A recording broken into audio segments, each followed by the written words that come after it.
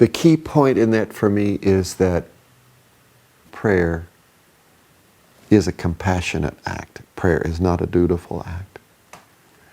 But it is not compassionate if it's not compassionate. No matter what you say or do, if you're not compassionate, it's not compassionate. And compassion is, again, its insightful gift. It is the true nature of ourselves over against the poison and the diligent focus on how dangerous the poison is that I see through. I cross over. I am transformed. I don't transform nothing. That set of insights isn't something I can give birth to sitting down at my table. It has to come from my neighbor. But this right here is not any bowl of strawberries. It's a whole cornucopia of vitality, understood spiritually rather than physically, emotionally, or mentally. Now, in spite of all the complexity and chaos and suffering that we do to ourselves,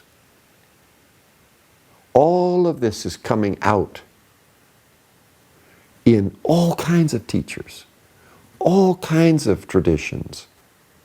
There is no alternative to happiness, is what this means. There's no alternative to happiness.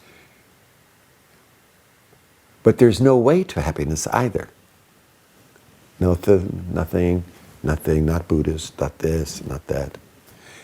It is an application to happiness. Or, to put it, happiness is the way, there's no way to happiness. But it's like applying a smile. It's not applying thought or a theology. It's applying a smile. It's applying patience. Brother David Steindl-Rast, and he's now a 21st century voice. And he said this: there have been forces that we've all had to contend with. And they are the forces to contend with. People might say the demons.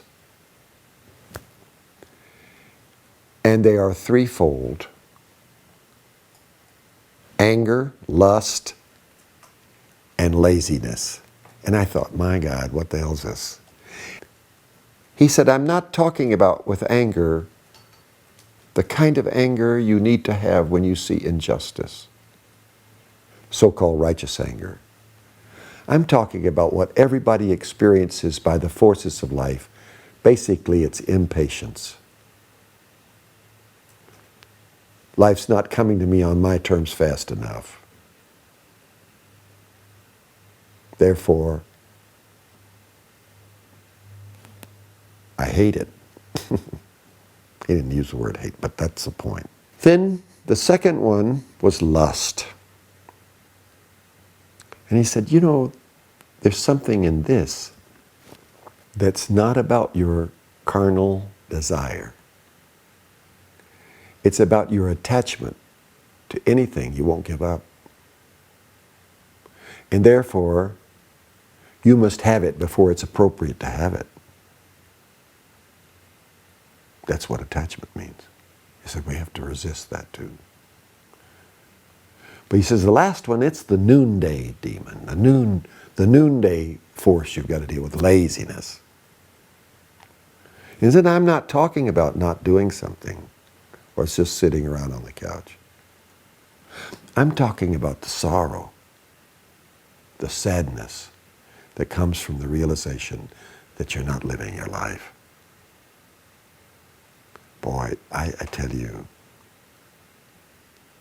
I couldn't be more grateful for being a Christian. If that's the kind of admonition I'm given to be aware of avoiding a trap in life. And it takes me back to 1955, 56, when the house mother at the fraternity I was a part of said, What do you do over there at the Christian Faith and Life Community? That's such an odd damn thing. Why do you do that? Why don't you just stay here and go to church? What are they teaching you anyway?